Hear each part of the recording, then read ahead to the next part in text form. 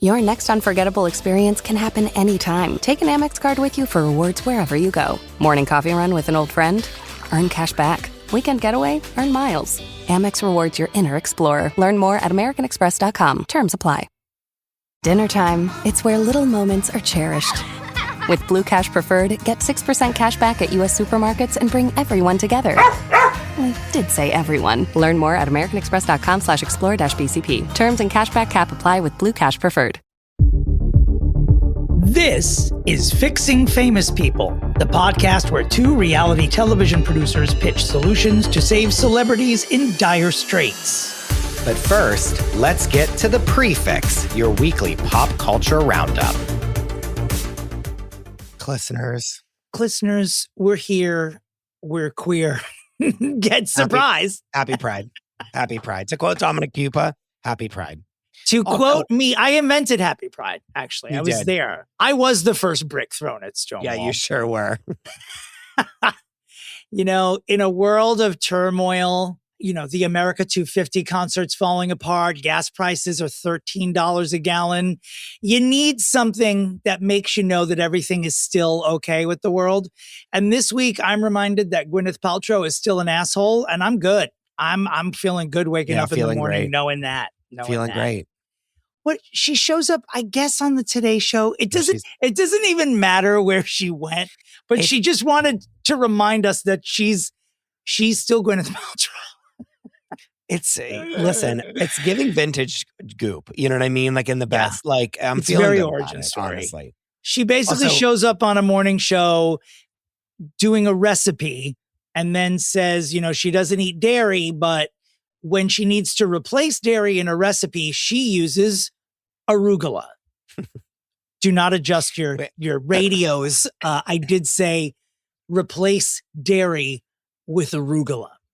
R.I.P. Chris DeRosa, who is truly choking on the words I just said. Chris is a little under the weather this week. I'm sick, and so when you make me laugh too hard, I just like coughed up so much stuff. I'll try to be as unfunny as I normally am. No, I'm hanging on by a thread. So if you been hear that I'm going to places that I shouldn't be, like, know that it's because the NyQuil is like drawing me in. Anyway, not since my lisp has an injury or a malady. Hurt us so much. Yeah.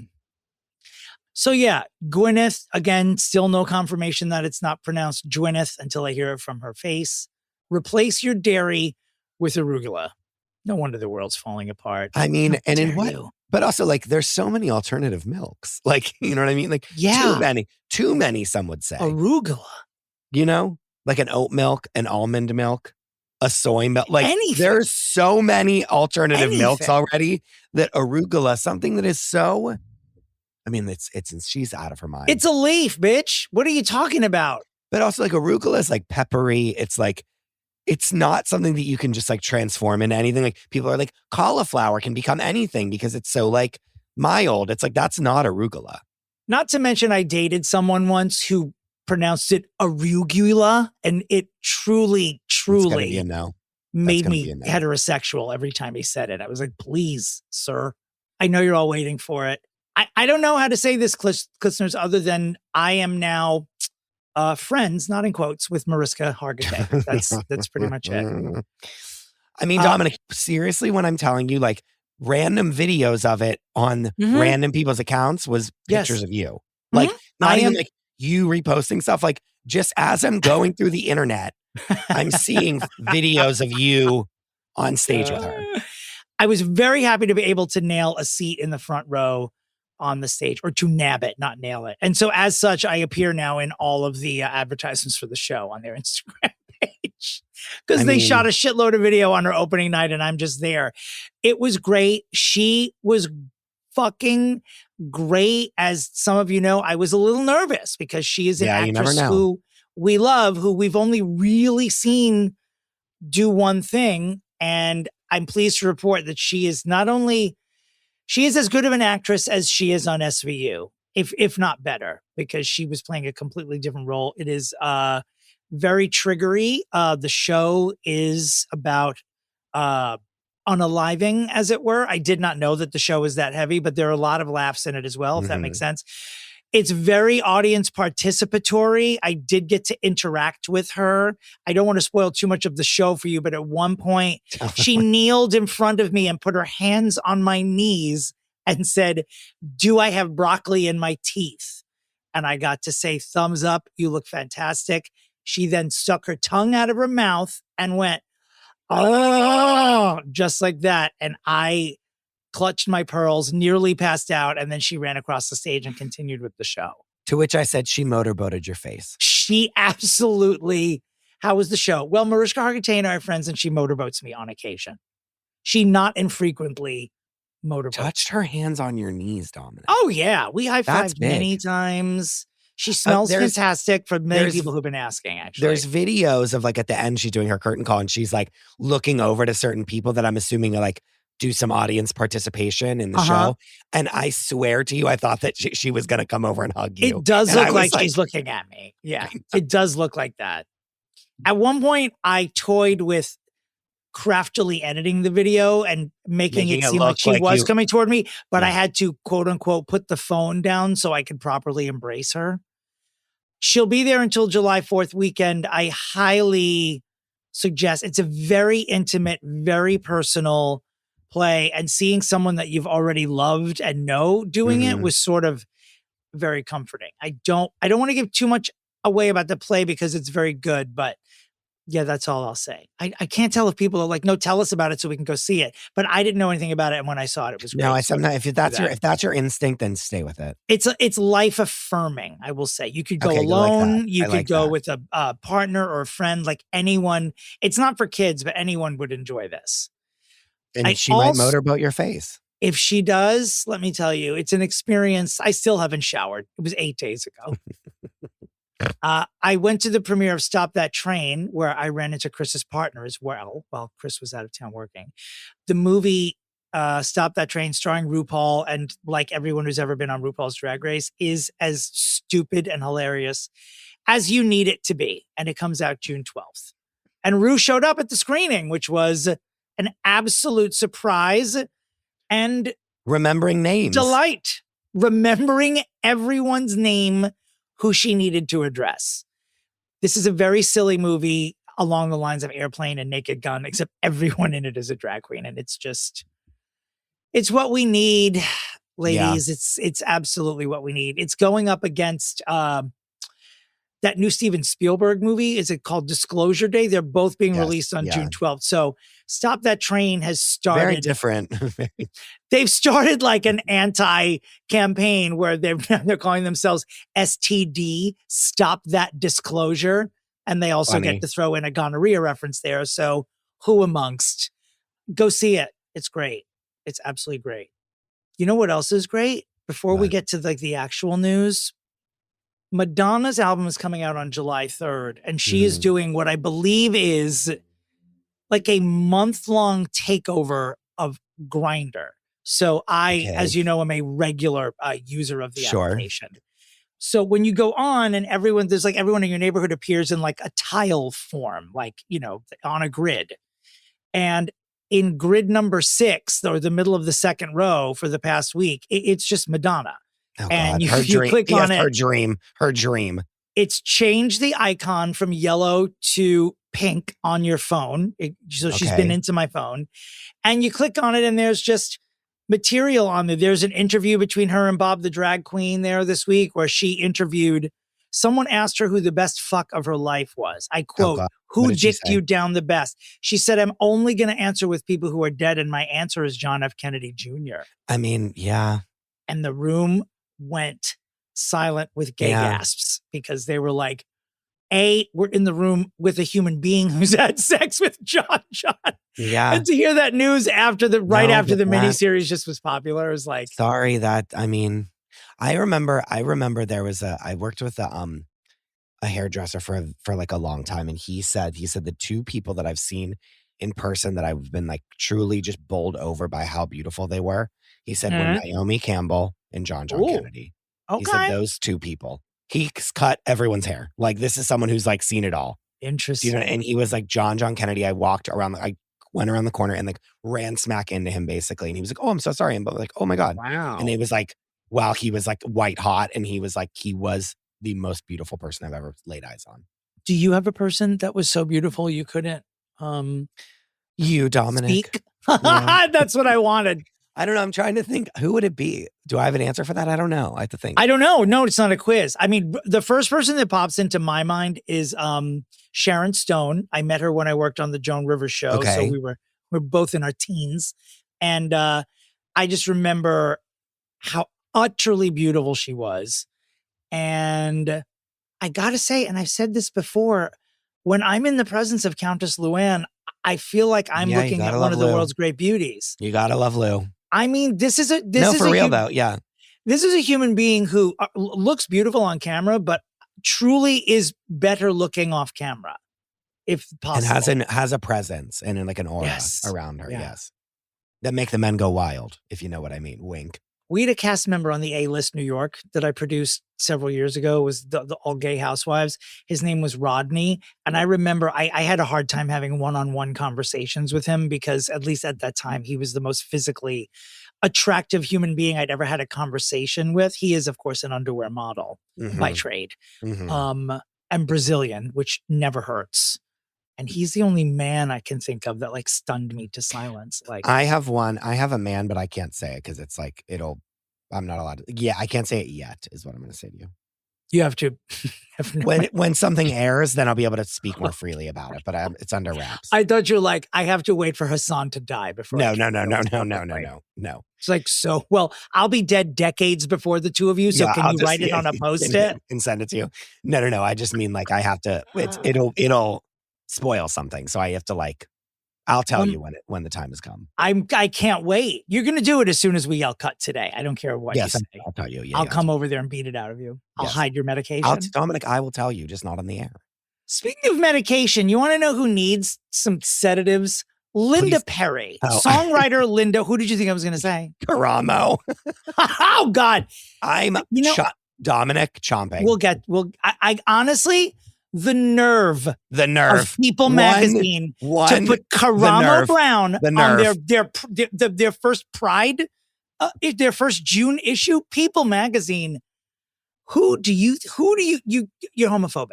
They know who they think they are, is what it is. Yeah, they do now. They are the Bible. We've elevated them too much, and now they think they can do whatever they want. Karamo. I wish that the nerve. You know what? It's a shame this is, let me say this now, listeners. I was going to save it for a little later, but my rage over Karamo has brought this out. Next week on this podcast, Christopher and I will have major announcements. That's all we can tell you about the podcast itself. Tectonic. Okay? Major announcements. Tell your friends, don't miss it. And guess what it won't be? It's all good news, by the way. Yes, all good news. And guess what it's not is a nothing sandwich that I was given today in the shower when I had to download the People app for Karamo to be dressed like Oprah when she's interviewing Meghan.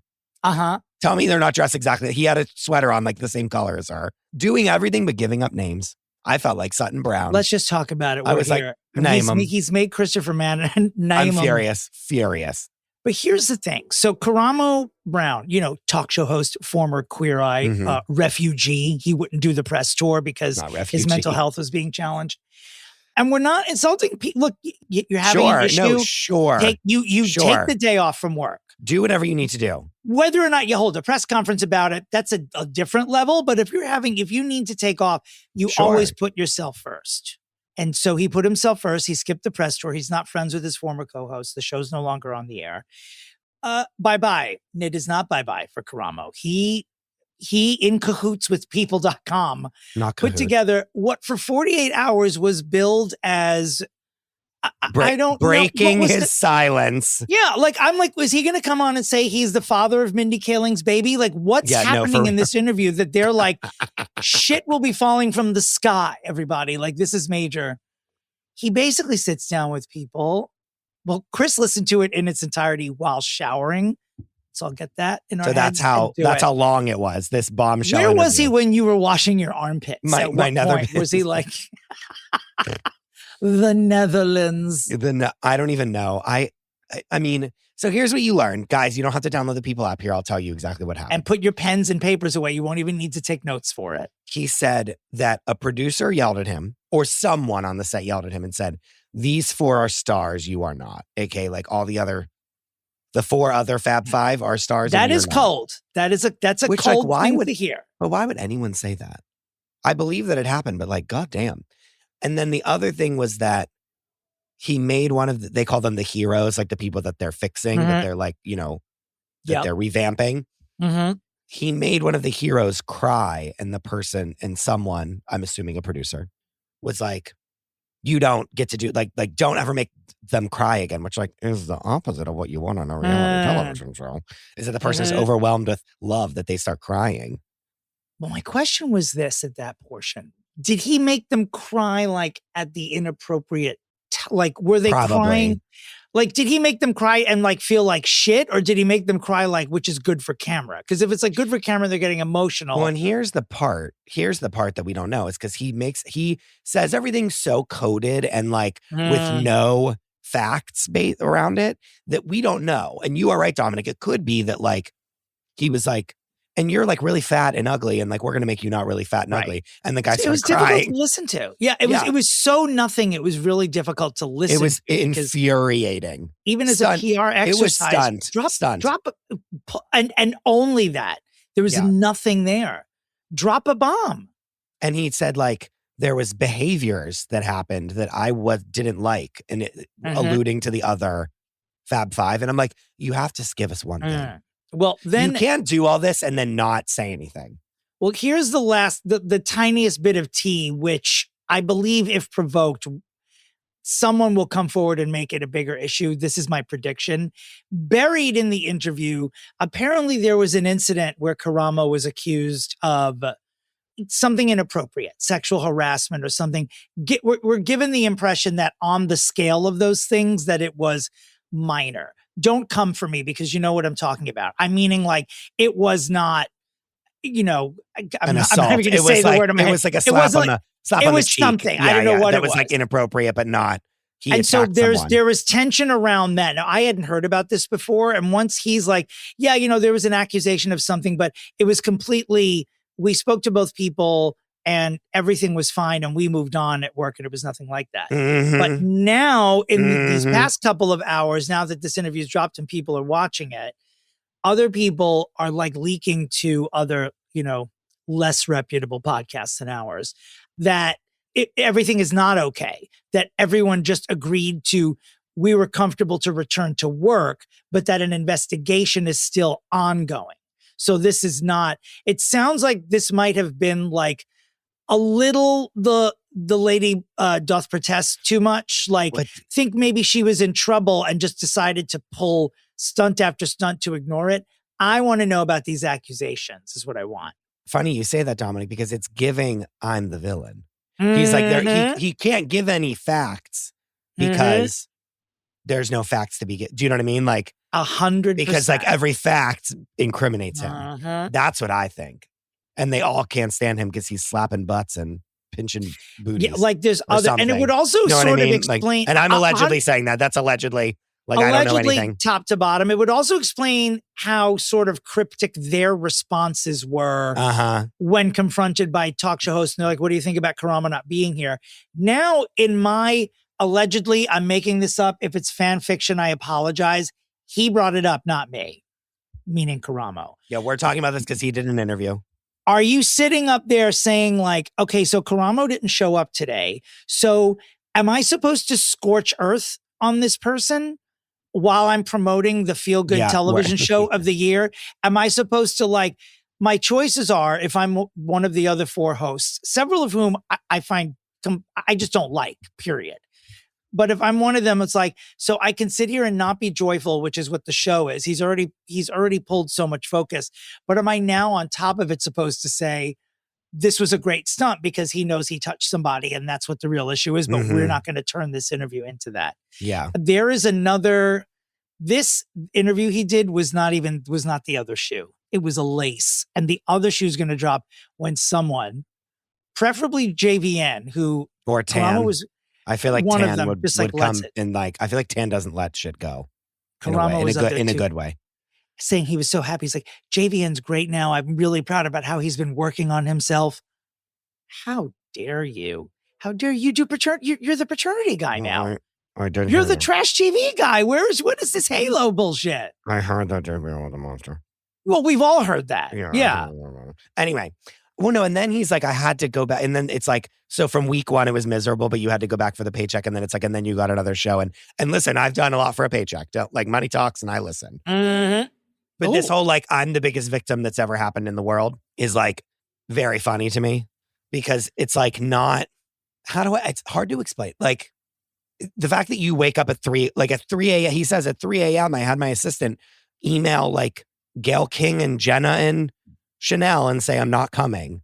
Like that's stunt queen behavior. That's not you having boundaries.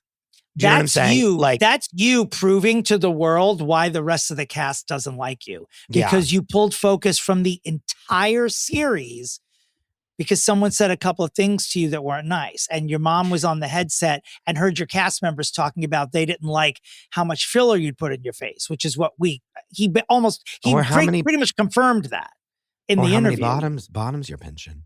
Oh, allegedly. But like, I hate to see hot people go down like this. It's like if you're given that gift, if you're going to be that hot, just go through it. Well, he was before all the shit he did. Yeah, face shape is rough. But too much too soon. And never forget when he was on The Real World and was homophobic to the more effeminate gay person that was. I will never forget that, which is another reason he should not be on fucking June 1st People magazine. What the fuck is wrong with you people? You named Jonathan Bailey the sexiest man alive, and then you kick off Pride with. And then you did this. How dare you? But I think that there's, like, you're talking about going on Gayle King and like doing a press tour weeks in advance. This isn't like something that popped up and then at the last minute he's like, oh wait, I can't do it. Know what I mean? Mm-hmm. This is a deliberate FU, and I need people to not pretend like it's not. I hate when people are like, and I'm the victim in every way, and I did all this horrible stuff, but like. Here's why I'm still a victim about it. Know what I mean? Yeah, he pulled his stunt and then the show aired. No one said enough about it for his liking. So he's like, oh, wait a second. That didn't make a big enough hole in the earth. Let me come back and do it again. Which is why I think now someone's going to get pissed on the cast and be like, okay, I've had enough. Yeah. And do a full situation. Yeah. The thing is, I think they all have skeletons in their closet, so they're sort of afraid to like open up this free for all because you know how we are. I wonder if they still are people. Do you think they still have like Netflix contracts? Probably not, right? They're probably. I thought you were going to say memberships. I mean, I would hope so. I would hope it would. Do you think come they still with have the, They might. I don't know. They might. Like, do you think they just don't want to say anything because of that? But like, I don't know. Why would it like? Because that's the thing that sucks too is that when you don't really say anything, now it's all in the news, but there's no actual fact. So like someone could swoop in and like be like, here's exactly what happened. Boom, boom, boom, boom, boom. And like, but I'm now that Diane Sawyer's done with Richard Simmons, maybe it's time for her to do something a little in depth. As much as I cannot fucking stand her, we need her right now to do this. That's it. Get your tablet, Diane. Pick out some new keyhole sweaters. Let's get those shoulders out there. It's warm out. Get that cold shoulder top and get your you know what? Put on an old lady tank top. You know, put your hair in a hair. Put your hair through a tornado, and then let's get stepping. I don't understand. But what's everyone hiding? What is everyone hiding here? Why do you think that Karamo said that you were a dirty whore? Karamo, look at this photo. Do you smoke crack? Let's do it. Come on, Diane. Are you upset that you're a filthy slut? Isn't that what you said to Brittany? What did you say? She did. She called Brittany a whore, and Brittany cried. Yeah. Diane was like, Brittany, don't you think you're a bit of a whore? And Brittany said, why are your shoulders out, old lady? You're 85. Put on a shawl. Pepsi's Pepsi. Put on a pashmina, you old lady. I don't do drugs. What kind of Pepsi? Then Diane killed Whitney Houston. Yeah. My favorite thing. I forgot about Pepsi. And she's like wearing that weird wig and she's chomping on that gum. It's what the most trashiest thing that you could ever do in your life is just chew gum. Like I'm sorry, everyone. But like when you're in an interview and you're just like chomping on that gum like that. She goes, what kind of Pepsi do I like? Pepsi's Pepsi. The best thing ever. Can I tell you? And I love her. We love her. We fixed her. late last year, I think. Everyone loves her. Joan Cusack has, for the first time in 11 years, been on the red carpet. Huge. She's in because Toy Story 5 is about to drop, and her character Jessie is like the A story in this version. She's like one of the leads. And I swear to you, I love her. She's been making the rounds. It's great to see her. She chews gum in every fucking interview that she does. That drives me bonkers. I hate it. I hate chewing gum in general. I find it. It's like if I'm scared of one thing in this world, it's the response to her being like back in the public eye has been so heartwarming because everyone is seeing her and they remember her from so many things. Like people my age are like, oh my God, Working Girl. Everyone, I mean, Addams Family Values we talked about before is like hottest role ever. Her best role. Body be banging. So it's really great that she's out. Apparently she took off for 11 years because she was raising her kids and she lives in Chicago. If you can't tell by the way she speaks in real life. I don't know if I noticed this in the character she played, but her Chicago accent is so thick. Mm-hmm. But it was just lovely to see her. Oot and a boot. All right. Are you braced? Because I don't think you know about this next story, but I'll read the headline for you. Nervous. Okay, I'm braced. Okay. From Deadline.com. A TV drama chronicling the early life of Celine Dion and family is in the works. He's frozen. I don't know what to say.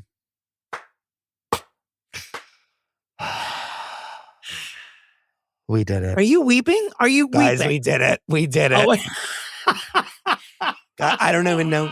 Okay, now that it's actually penetrating my brain cells, I'm scared. Why? Because she was really poor when she grew up. It's not going to be a fun. Oh, it's not going to be like Dynasty. It's not going to be. Saying. I mean, I don't know. Is she involved? What if I told you she was playing all the roles? No, she's not. I'm joking. Can you imagine? No. I will play my 13 brothers and sisters. Yeah. My mother. We share one toilet, 16 people, one bowl. The house smells like shit. I mean, you guys know I'm a viewer. But like they were really poor. She's definitely going to be involved in some way. But she was groomed by her husband when she was like 15. So that's not going to be good. Right. Like, what's that part going to look like?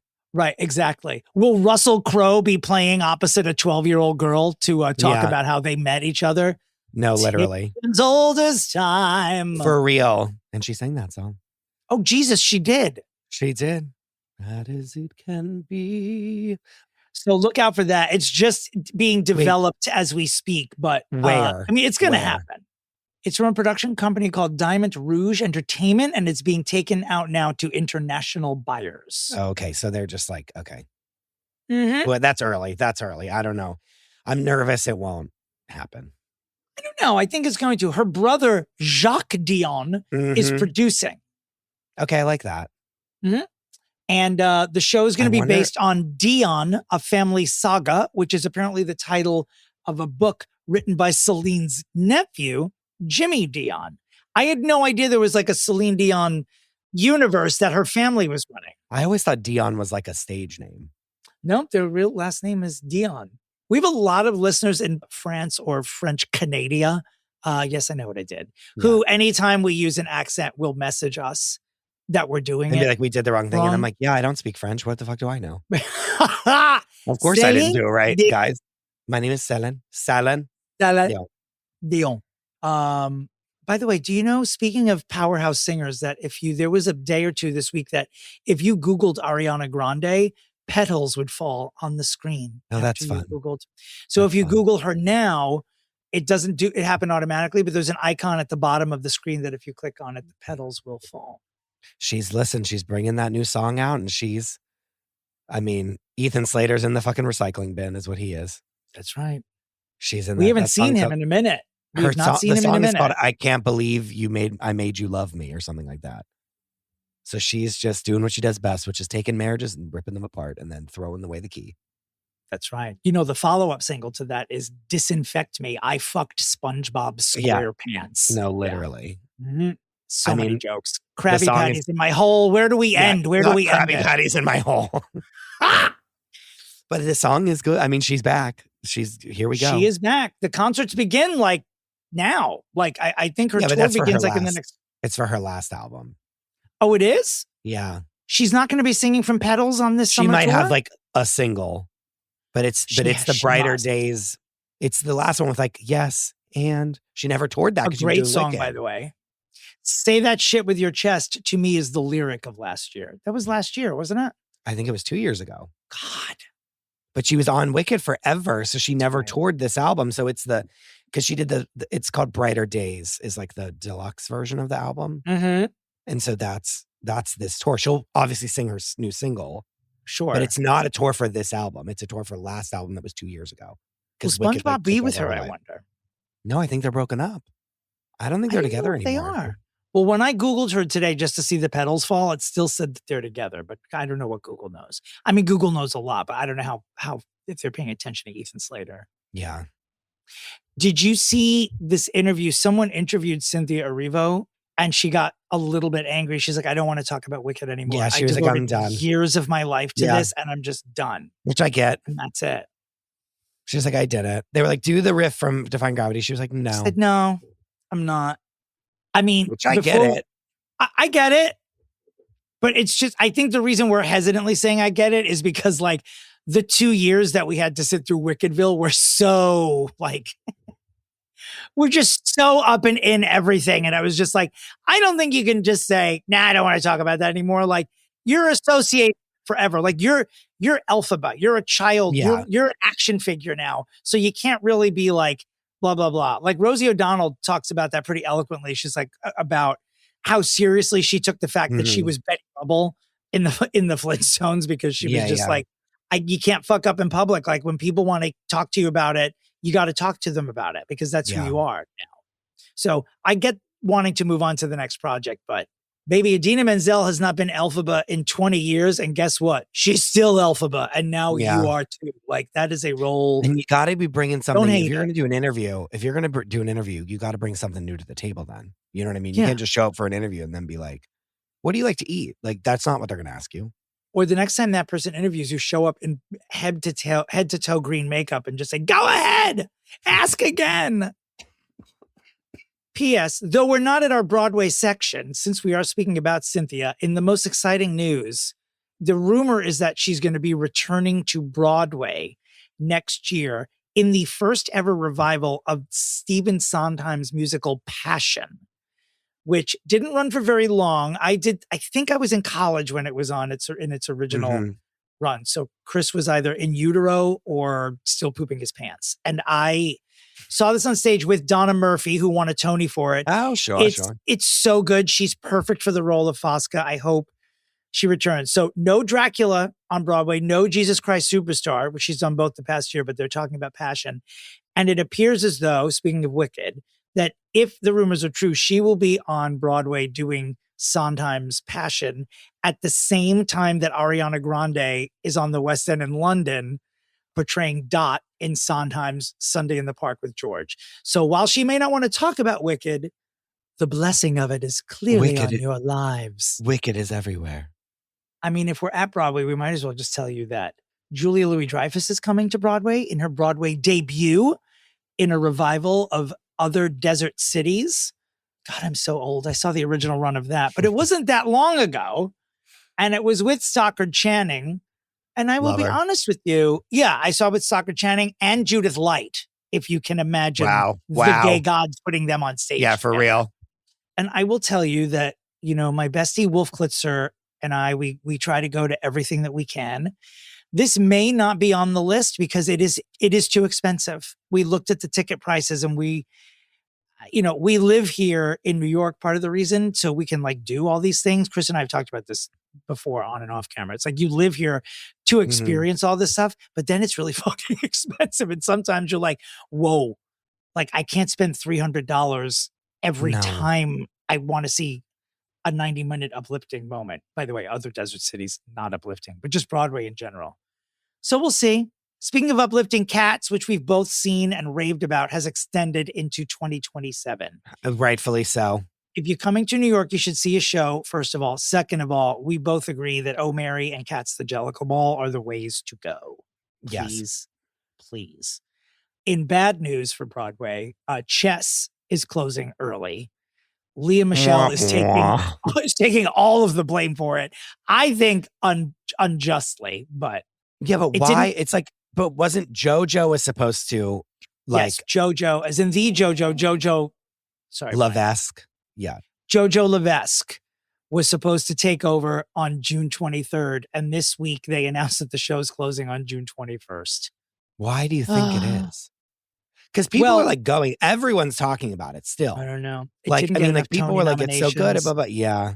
Well, Leah didn't get nominated. And I think the bigger insult was that the show didn't get nominated for Best Revival. And so everyone's like, what the fuck? I saw it. It's not, just for it's not Shakespeare, but it's really entertaining. Like, yeah, superbly entertaining. And Nicholas Christopher, who got nominated for lead actor, who won't win, but he was phenomenal in it. She was just all right. I think we've said it here too. She seemed a little, it didn't scream nominate her for a Tony, but she certainly wasn't bad. It's also like a youngish feeling musical. So I'm sort of surprised that they're not making it stay longer to get a summer audience in there. Yeah, I don't know. Well, sad though, because I feel like JoJo would be so. I want JoJo to succeed. And JoJo went online. I haven't seen JoJo in a minute. It was a great Instagram though. Like, I feel like she's gonna get more work off of the Instagram story she posted being sad about it. Yeah, like she was so charming and so appealing. She has a voice that like will never. She should have been so famous, and her record label fucked her so bad. Like and I know she wrote a memoir, and I know there's like a whole story, but it's like, if she could do, I want Diane Sawyer sitting down with her to be like, tell me what happened. And her, I want to keep Diane Sawyer away from JoJo Levesque only because I like her. And Diane Sawyer is either a murderer or has a voodoo curse. Yeah, that's true. But like just to hear, because my God, her voice when she was like a little 13-year-old girl. But we've watched her grow up. Literally, we've Truman showed her. We've seen it all. Get out, leave right now. In the meantime, my mother just paused the podcast and she's like, to be like, who is JoJo? Tom, who's JoJo? I know. Not JoJo Siwa is not who we're talking about. God. Barbara. Not Jesselyn's daughter. Not Jesselyn's daughter. Oh, the other song that's so good? I'm sorry, but everyone play this. Play this when you're driving in your car today, everyone. But Too Little, Too Late. Oh. It's just a little too late, a little too wrong, and I can't wait. Oh, I forgot about that song. Oh, such a good song. Last thing, I don't know, somehow there's been a musical about Galileo in development. I thank you. And I'm like, how did this end up in like my the person algo? Who like made math? Yes. Like Yep. The not astrology, but the scientist. Anyway, it's like a full-blown, it's coming to the Schubert Theater in December, and it's starring Raul Esparza, who is a tasty treat. You may know him either from Broadway or SVU, or he's one of those actors that you've seen everywhere. In like 90 million things, yeah. That is the weirdest thing I've ever heard.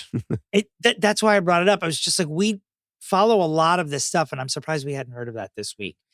I'm smelling a lot of school trips at that, so I will take my own advice from when I saw a matinee of Death of a Salesman. Do not see a matinee of anything that there's a book about in any child's school during the school year. First of all, I was aghast at what the teachers were letting these kids wear to a Broadway show, even though it was a matinee. Like, I know it's casual, and I'm not going to ask who's our assistant. I'm not asking Nancy for the soapbox right now, but flip-flops in a Broadway theater? Yeah, no, it's going to be no. Get the fuck out of here. Moving on to the real news, Dula Peep, as she's known by one Wendy Williams, known to you as Dua Lipa, got married. In a cute little two-piece suit dress. I'm obsessed with it. Best of luck, best of love to Dula and her husband. No, I'm starting to think that her name is Dula.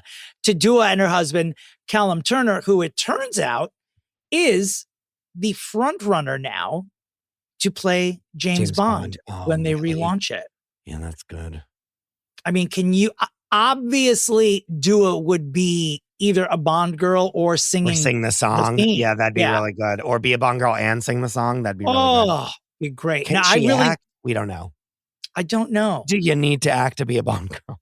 I'll tell you what, he looked good doing it. It's a shame. I guess he's aged out of it, because for years we thought that Idris Elba was going to play James Bond. I don't think he's in the running. However, this week, just yesterday, in fact, Idris Elba became Sir Idris Elba and was knighted by King Charles.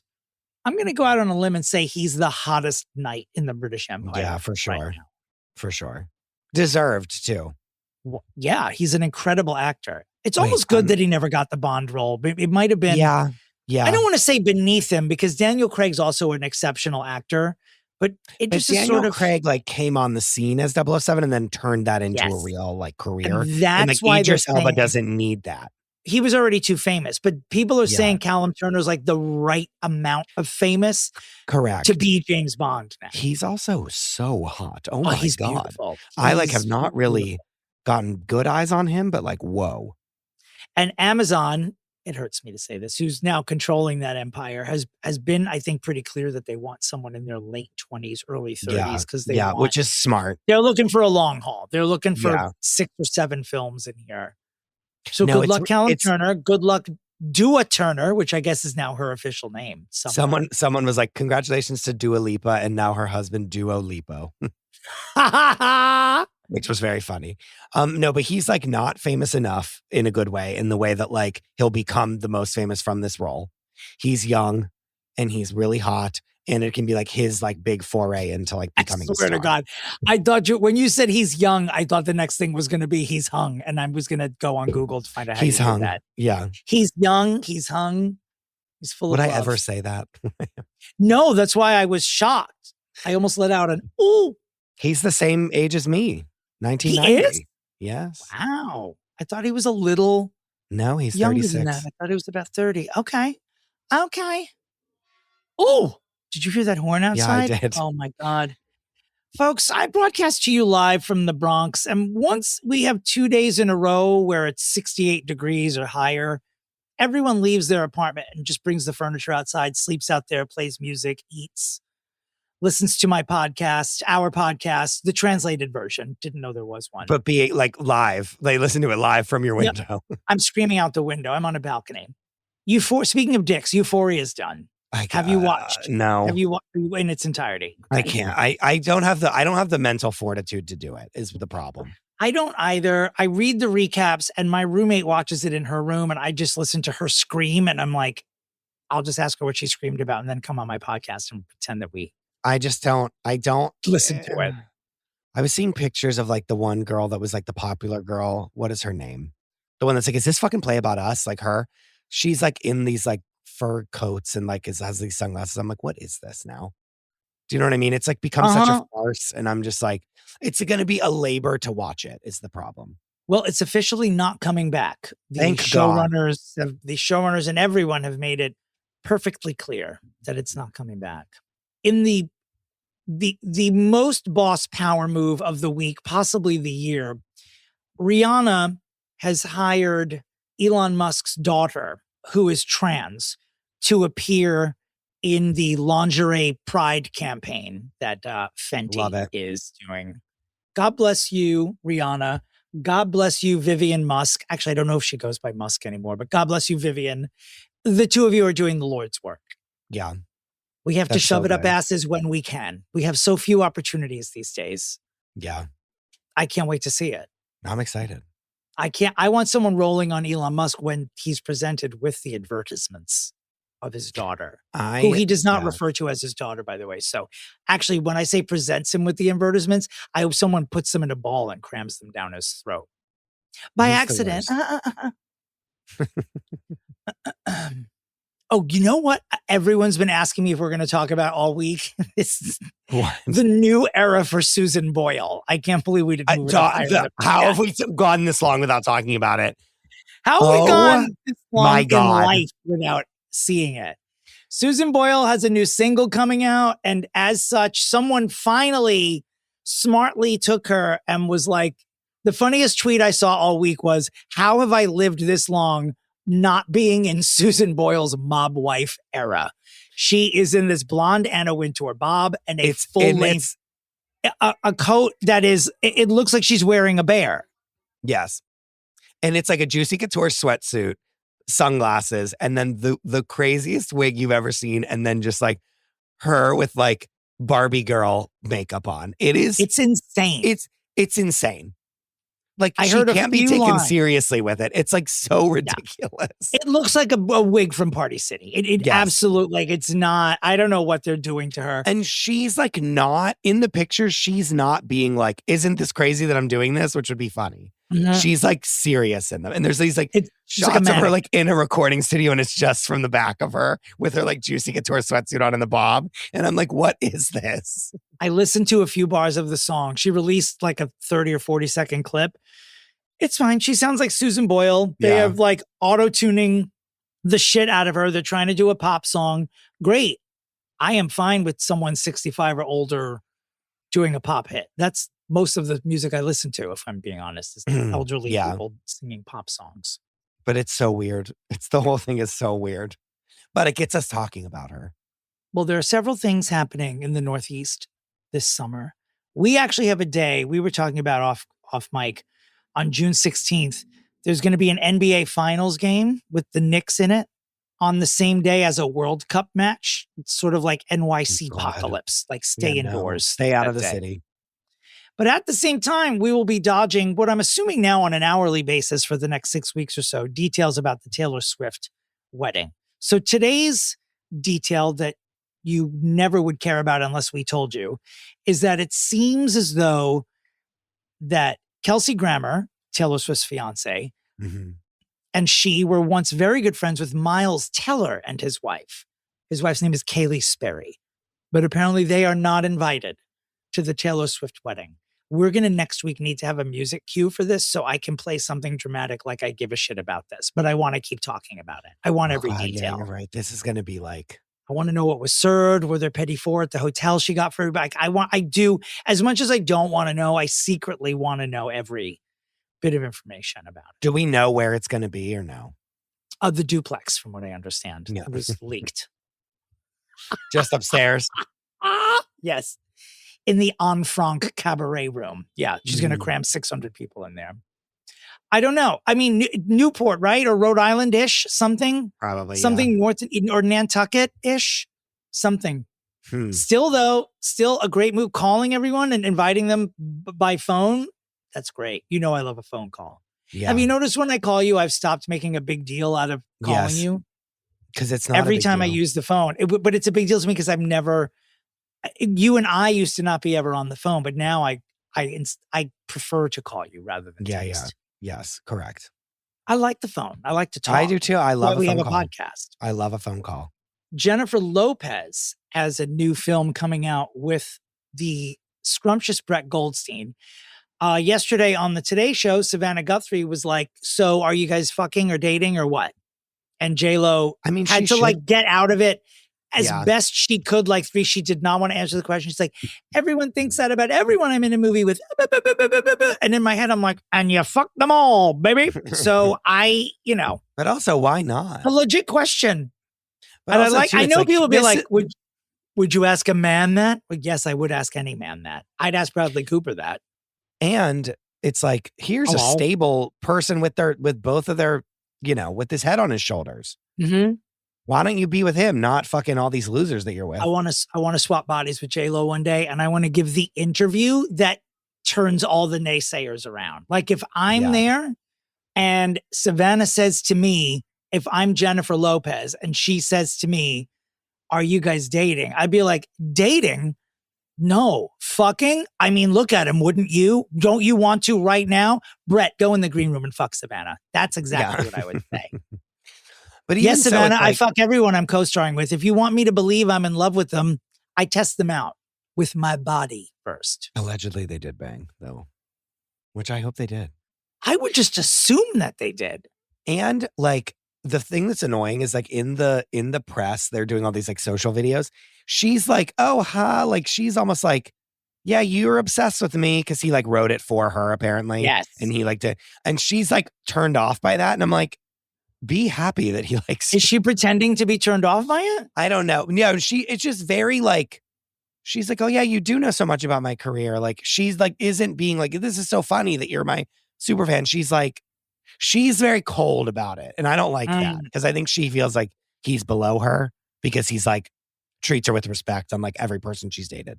Well, I mean, we know everything about her life because she did an album, a movie, a podcast, a set of coasters, and a microfiche and a shower curtain line called This Is Me Now. So not a microfiche. We literally know everything. Well, you really do know everything. Yeah, it was served by you on a platter with J-Lo and scrawled in it. This is me now. I might need to just go back and just watch it. Never again. Never. Do not put that on the P-Town film list. I will go to the gym during that portion or take a long walk. By the way, J-Lo has 2 kids with Mark Anthony. One of them is named Emmy. Emmy graduated high school and has changed their name from Emmy, I'm assuming it was Anthony, to Oscar Muniz. That's the name that was called out at graduation. I don't know whether or, obviously Emmy is, well, maybe not obviously, is fluid or non-binary. She's not discussing it because it's none of our business. But I do know that she has the full support of her mother, or they have the full support of their mother. So I've said it before and I'll say it again. I like Oscar as a name. Happy Pride. It's a great name. They are also spelling it Oskar. Muniz. Mm-hmm. What's a Muniz? I don't know. Oh, because Mark Anthony's last name isn't Anthony. Oh, sure. Probably. Right? That's probably his middle name. Look at you, Diane Sawyer. You better take your shoulders out. Hold on. Let me get my keyhole going. Let me get my keyhole and my crack-sniffing dog. I mean, not my crack-sniffing dog. Why are we being so hard? I mean, I know why, but like we're really beating her up today. Because she betrayed our trust. Because look, he treated Richard Simmons very well in her. Because he was dead. Because he was already dead. Exactly. But if he were alive, she would have made him cry and probably jump off a cliff. She would have been like, "Are you a fucking cocksucking faggot?" And he would have been like, "Yes." Richard. All right. Well, Maddox Jolie Pitt, I think, is the last kid to drop the Pitt from his name. I think we got a full set. We come to you every week with one of the Jolie Pitts becoming a Jolie. And apparently, and this is from Us Weekly, who I'm pissed at, and I'll tell you why in a minute. Brad is upset. Brad's like officially upset. At what point did you get upset, Bradley? After the 4th kid dropped it? Like when did you start to say this is a pandemic? They don't like him. They'll never get out of this. We'll be reporting on this forever. This is like a Baldwin's. You know what I mean? Yeah. We'll be reporting on them forever till we are in the earth. We will be deceased and their kids will still be fighting over who has the Miraval winery. Yeah. One of our favorites, astronaut Gayle King. Mm-hmm. This is astronaut and broadcaster Gayle King. Have you been to space? I mean, how are we? Remember when she said that? That was her like rebuttal of like, why did you go to space? Anyway, sorry. No, I'm just thinking of her hair that day. I'm just thinking of her hair. Gayle appears on a podcast and talks about 40 years ago. And when I say 40 years ago, I mean 40, this happened. Talks about walking in on her husband and her then either best or very close friend in bed together. This happened to Gayle. I'd never heard this story before. Apparently it's like famous in the Gayle King lore, and ended it and talked about how long it took to get over. Well, I guess a lot of people didn't know about this, or Gayle assumed people did. So her husband, who is not a celebrity, by the way, and has not spoken to Gayle in 40 years, I guess, just released a statement apologizing. It's like, yeah, it was a shitty thing to do. I'm sorry. Why did I'm also years 70, ago? so leave me alone. Yeah, I think like she what? was on Call Me Daddy. I think she was on Call Me Daddy, and everyone who goes on that ends up. They're sort of like Stern, where people go there and they answer questions they'd never even tell their friend. She is like Stern. She is like Stern. Yeah. I'd say that as a compliment, by the way. It's like an interview technique. Like I've never really cared about who Gayle King had sex with before, except for the Oprah rumors. But now I'm like, Gayle, it's very, very coal miner's daughter. Very. I understand why you're friends with it. Not coal miner's truly daughter. I'm going to kill you. Coal miner's daughter. My God. This is very exciting. Sarah Snook She of Succession. Oh yeah, this is good. This is big, big, big, big. Is it going to appear in a reimagining of Alfred Hitchcock's The Birds? In the lead, in the Tippi Hedren role. I have chills. They're sort of rebooting it as some sort of murder mystery. So I do not know where this will air. I do know that it is a limited series, but sometimes when a limited series is good, it becomes a series like White Lotus, or what's the one in California with all the ladies and Zoe Kravitz and Nicole and Meryl Streep screaming? Why can't I think of it? Oh my God. Big Little Lies. Big Little Lies. Those all start out as limited and then expand. So as much as we can get of Sarah Snook, the better. Remember the one that they did? HBO did a movie that was like, I think it was called The Girl, and it was about Tippi Hedren, like doing the birds. Yes. Yes. Remember that? Yep. And I think Anthony Hopkins played him. Am I wrong? Or maybe it was Philip Seymour Hoffman before he died. No, it was Toby, what's his name? Chris, while you're looking that up, I don't really want to talk. We mentioned Linda Perry at the beginning of this, and we sort of got off it, but just so there's no loose ends. Yeah.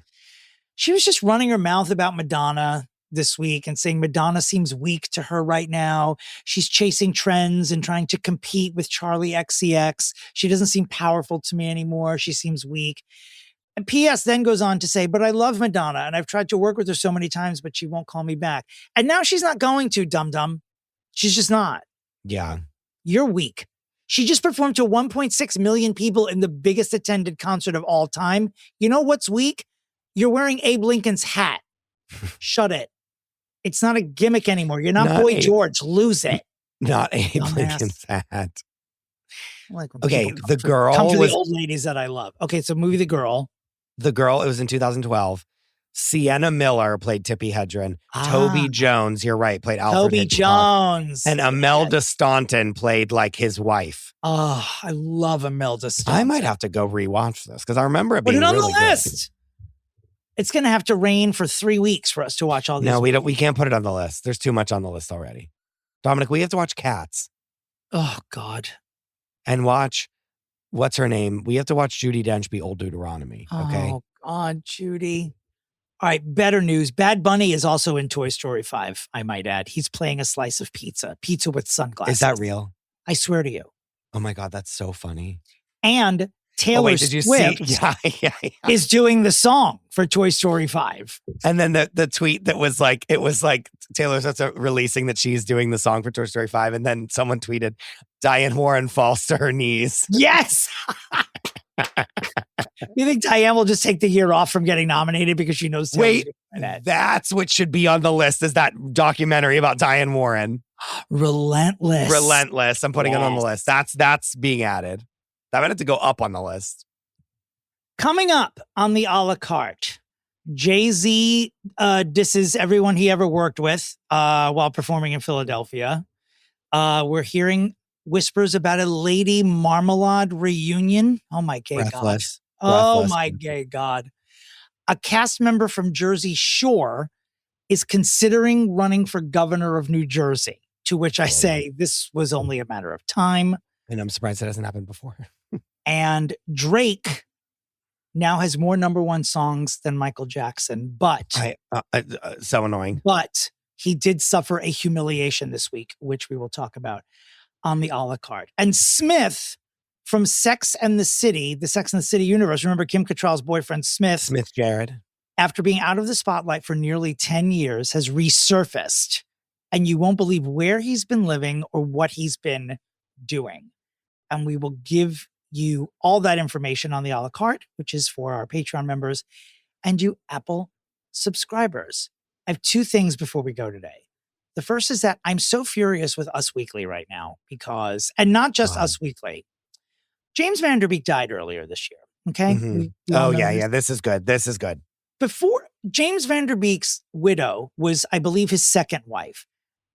Decades ago, he was married to someone else. And so everyone is deliberately, misleadingly running with this headline. James Van Der Beek's ex-wife marries just months after his death. So obviously they're pointing out that it's his ex-wife, but when they're saying it's months after his death. No, you're to believe that it's the wife that he just left this earthly plane and she already was in another relationship. Yeah. They are, for lack of a better term, Erica Kirking Miss Vanderbeek, the current and reigning Miss Vanderbeek.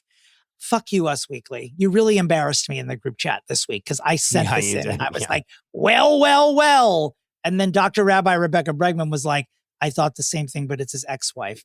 I fired off some very stern Instagram comments at Us Weekly, referring to them as dirty. Do better. Do better, Us Weekly. Until I saw the post do it even. I didn't even think the post included the words. They were like, this dirty whore bitch. Like, it was like James Vanderbeek's widow marries on his coffin at graveyard. Consummating their relationship inside his grave. I want to plug a couple of things. Listeners, did you know that Christopher and I have a favorite bakery in Seattle? It's the Tremonti Seattle Bakery. We really do love them. They're longtime listeners. If you go to the Tremonti Seattle Instagram page, you are going to see Pride Rainbow Cookies, which are back on sale for June. Get into it. They look like those tricolored Italian cookies that we all love in December, but they're Pride Rainbow, and they make me want to fly to Seattle and eat these. They're great. They treat us so well. I've performed there and they give me so many cookies. I was supposed to bring some back for Christopher, but I ate them all on the plane, unfortunately. Okay. I'll never forgive myself. And even she visited New York and we couldn't meet up with them and they brought baked goods for us. Did we get the baked goods or no? They probably No, I don't think we did. But I would like, I've never been to Seattle, so I think I need to take a trip and maybe just go. You've never been to Seattle? Never been to Seattle, never once. I've only been like at the airport at a layover. That's it. And last thing, this is a friendemendation, which is a recommendation to go see one of our friends do something wonderful on a stage. My friend Kevin Luis is a singer and a player of the trumpet. He's got a lot of hyphens. He's one of those, he does everything and does it well. He's an actor, etc. He's also in a small band called the Latin Soul Collective. They do Latin jazz and salsa classics and Cuban soul. He has an unbelievable voice. He's an unbelievable musician. And if you're in New York this Friday, June 5th, you can see him at Chelsea Table and Stage. You can go to the Kevin Luis on Instagram.com for tickets, or you can go to Chelsea Table and Stage. He's also, I don't know if his partner will mind me saying this, he's also a hot piece of ass. So if you don't like music, even if you can't hear it, you can just go and watch him play the trumpet. Sure. Pretty fierce.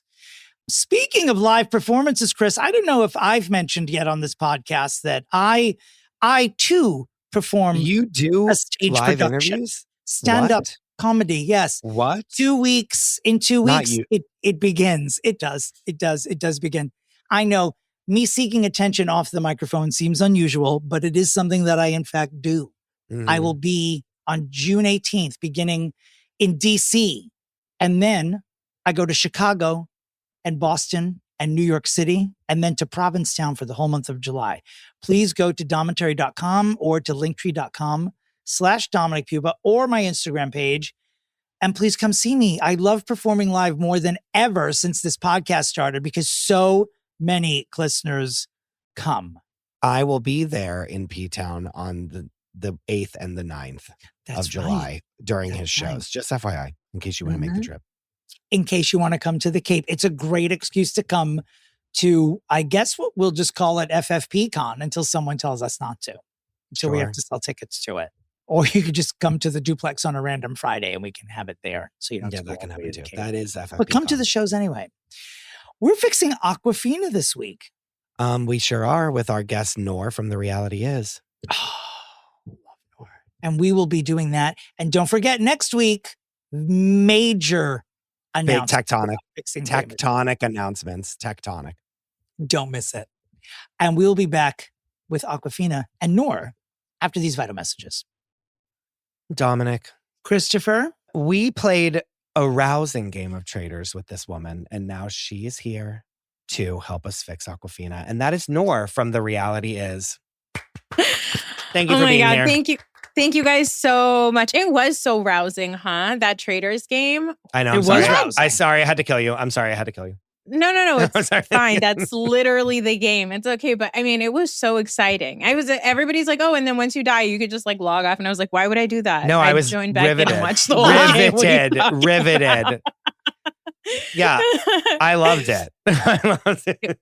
It was so much fun. I'm begging them to do it again because we had so much fun doing it. And now they will. They'll definitely do it again. I didn't really know a lot of people, but now if we all come back and know each other, that's even funnier. You know what I mean? Because we can all like, you know. And we've had so many of them on our podcast since we recorded that Traitors now at this point. Yeah, now we're all real life friends. Well, you know, my favorite restaurant is Rails. I go there all the time. Okay, here's what I'm going to tell you. I've never eaten there like as a civilian ever once.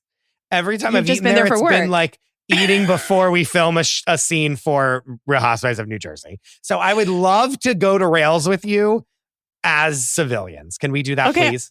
I literally. In what city is Rails, by the way? Is it in Hoboken?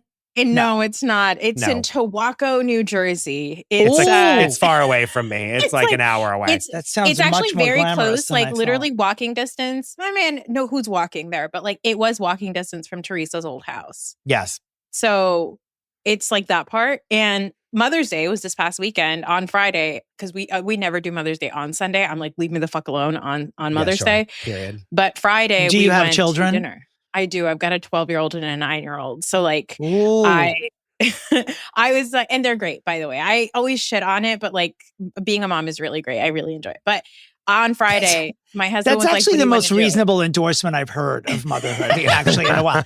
I always shit on it, but being a mom is actually pretty great. It's like, that's like the most honest you could possibly be about it. It doesn't actually like stress me out. And sometimes I shit on it just because that's like the culture is everybody's like a part of being a mother is to just be like complaining about your kids all the time. But I'm like, I really like my kids and like, they don't stress me out. But anyway, we went to Rails on Friday night and one of my best friends, she was like, I'm going to Rails on Friday night for Mother's Day. So then we did like a 2-family Rails dinner. Cute.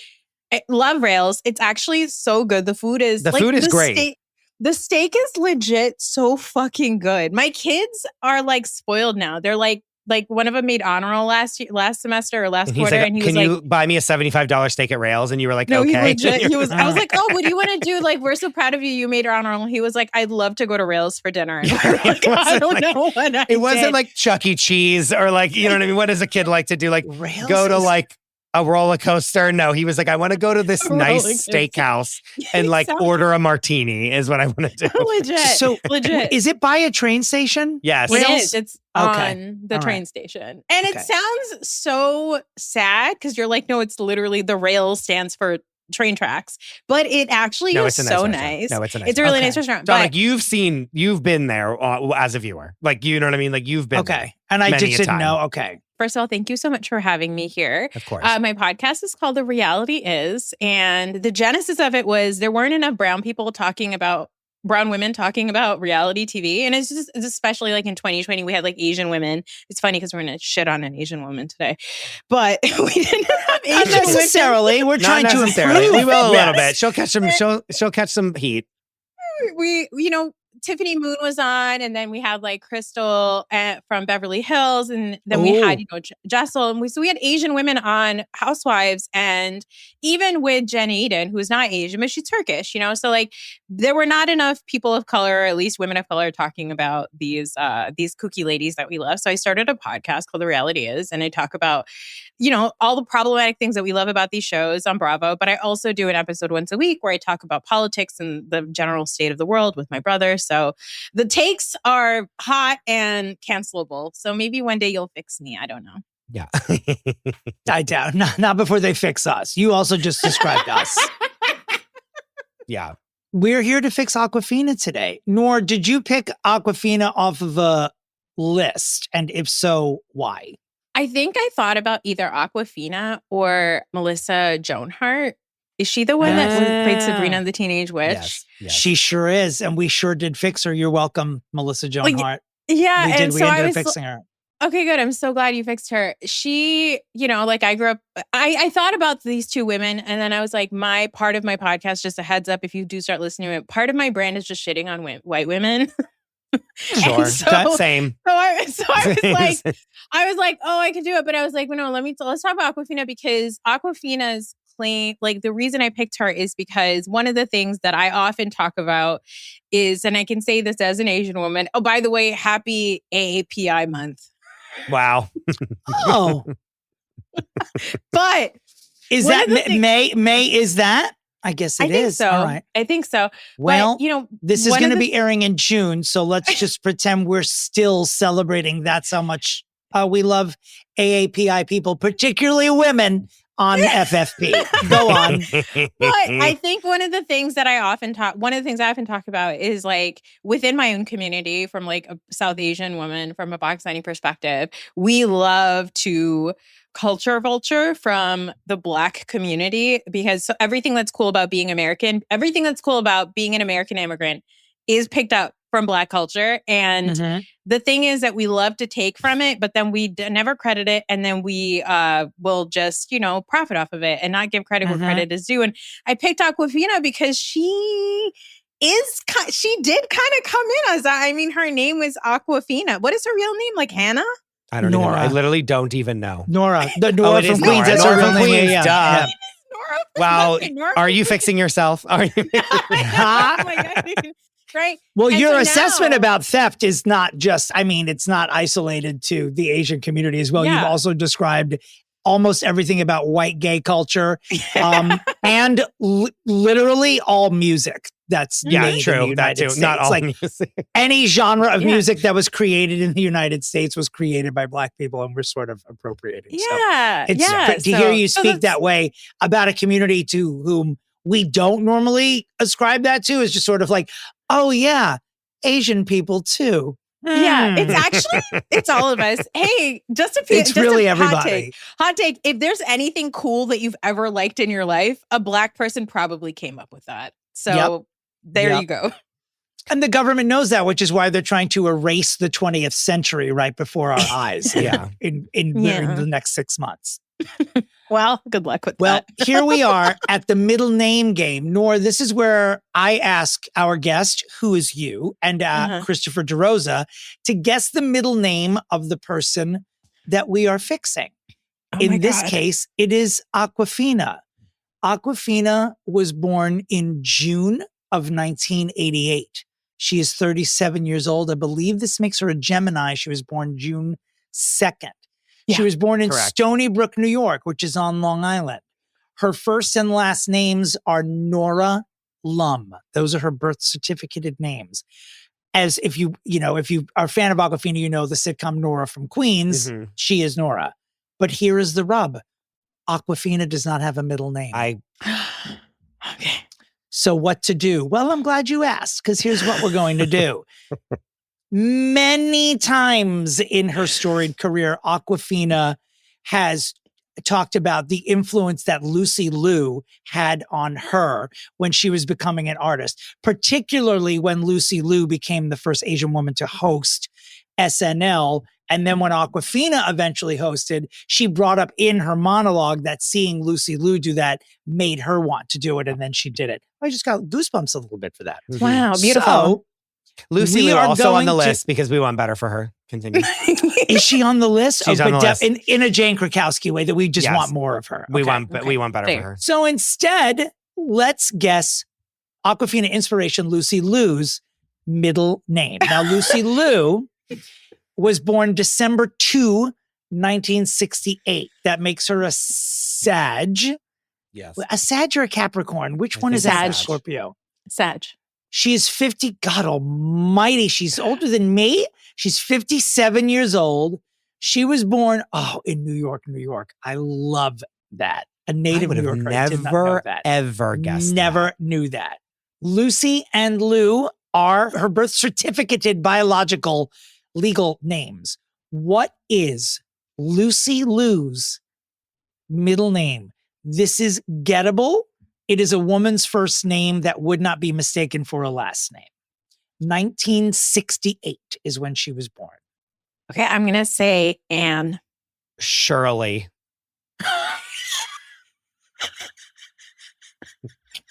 I don't know why I'm laughing. It's neither. It's because I'm such an idiot. I like to say it as if I know that I'm gonna. No. I know. We need to do video. I don't think people understand what your faces are like. And if we don't put this fucking podcast on YouTube soon, I'm going to.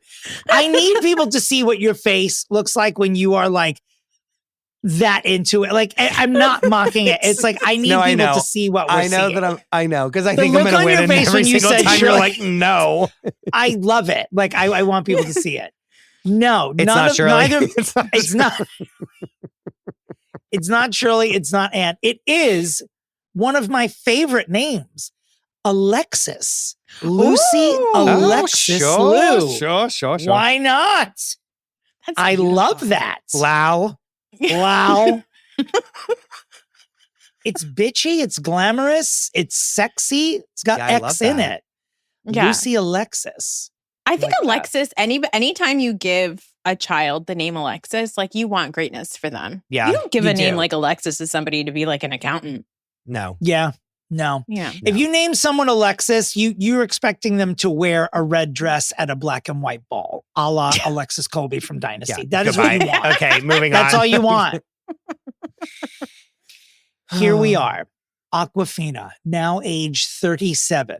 I remember when she was in Crazy Rich Asians that I was lambasted by many people for not knowing who she was from the interwebs beforehand, her rap videos and all the other stuff. I'd heard of her, but wasn't really visually familiar with her until she wasn't as famous. That big role. No, definitely not. Definitely not. I mean, I don't know. Would we say that Crazy Rich Asians was her breakout, or would we say the breakout came before then? I think that it's the thing that made everyone know who she was. Uh-huh. Yeah. And I think Crazy Rich Asians happened around the same time as Ocean's 8. And so it was those two things together. Yes. I first remember her from her rap song. Was the first one literally called My Vag? I'm like looking at it now. I think it was. Yeah. It was literally called My Vag. Yeah. There's one. What's the one where she says that she's the Yellow Ranger? It's called Yellow Ranger. There is one called Yellow Ranger. Yellow Ranger. Yeah. There's one called Yellow Ranger, and then there's one called My Vag that I remember being very famous. And then the other one was NYC Bitches. And those were three songs that were kind of like, remember like Krayshawn? You know there's a track on that album called Queef, right? I'm surprised that you've skipped over Queef. No, because that wasn't as famous. And I'd like to say Queef I don't know her time. music. Is it good? It's like, I'm likening it. Do you remember Krayshawn? Yeah. Remember that song? It's like that kind of. Okay. Like it's in that realm of like, it's like in your face. It's rapping about sex as a woman in a time when it's kind of like, meh, like we don't want to hear that, but I'm going to do it anyway. And like, it's good for her doing it like out of her bedroom. Do you know what I mean? It wasn't like she wasn't. Is it serious or is it stunty or sort of a mix of the two? It's stunty. I mean, she has a song called Mayor Bloomberg parentheses giant margaritas. It's a joke. It's You know what I mean? So it was like funny, and it kind of made her like an internet thing. You know what I mean? It was like half serious, half joking. But then she kind of like kept doing stuff, and she did some shorts, and she kept like popping up as like kind of almost like, you know how they try to put like YouTubers and everything and it never works. She kind of like did a good version of that where it's like, oh, here's this like niche internet person that like a lot of people will like. Let me put them in something. And it kind of like started to work for her, I think. Do you know what I mean? And like, I remember her songs and it being like, and I remember people being like, oh, she's so cool. And this is like before Instagram was what it was. And this is like before everything, you know what I mean? It's like, I'm just like still in college at this point. And like, that was really, she was very funny in all of her songs. And I think she like did stand up maybe. Because she was on Girl Code. And that was like a fun show on MTV. That's like the last panel show that we had. Yeah. And so that's like, like she kind of cut her teeth on like the end of that era of like MTV where it's like, oh, I did these funny videos. Like people are going to now call me to be on an MTV panel show. You know what I mean? Yeah, exactly. Yeah. That's where I remember her from originally. And then whenever she started to get like Ocean's 8, I remember being like, Awkwafina is in Ocean's 8. Like what? Next to like the biggest stars in the world. Like I remember being like, what the fuck? Yeah. Like Awkwafina's in a movie with Kate Blanchett. Like, yeah, like a living funnily legend. enough, I almost, until I remembered about Awkwafina's love for Lucy Liu, we almost guessed Kate Blanchett's middle name on the show. Really? On this show today. Only because I was like, let's just pick someone from Ocean's 8. And she was the one that I chose. But then Lucy Liu fell in my lap. I mean, and then, I mean, she's in like Neighbors too. She's in some stuff. Like she's in, you know what she does a lot of like forever and even now is like she does a lot of animated voice work. Yeah, she does. Because she has a very weird voice. She's very odd. You know what I mean? She speaks a very odd way. Her voice is very weird. And so it like lends itself perfectly to being a cartoon character. And I mean, it looks like, honestly, I'm looking at her IMDb or whatever, and like it looks like after 2020, which I feel like that's around the time people started being like, hey, Awkwafina, do you want to explain why you had a black scent when you first came on the scene? Yeah. Then she was like, I don't want to talk about it. What if I just do voiceover work so that you guys no one should look at me anymore. Yeah. Please don't look at me. She did like the Marvel movie and then she was like voice acting only, which, you know what? If that's what she needs to do, that's what she needs to do. Sure. And I felt like she got out of that pretty as gracefully as possible in a way where it's like, you know, when you know things are wrong, but you try to remember the time in which it happened and who it was. Like Chris and I think it was good. We spoke recently about Robert Downey Jr. in Tropic Thunder, and we were just like cringing at the top of it. Not that long ago either. Jeffrey Tambor in Transparent, like not that long ago, but we're cringing over it. This falls into that category where you're almost a little more forgiving about it because you know, she's from Queens and there are a lot of kids in the city who are not Black who speak with a Black accent, essentially. Yeah. And I think you like cannot do that when you're a celebrity. No, you just can't. You just can't. Not as a celebrity, you can't do it. And it's so funny because like, you know, another Asian icon that's like really coming up right now is Hudson Williams, right? Everybody loves him from Heated Rivalry. And there's some clip. But anyway, are we sick? Are we so sick of him? It's like painful. Yes, but okay.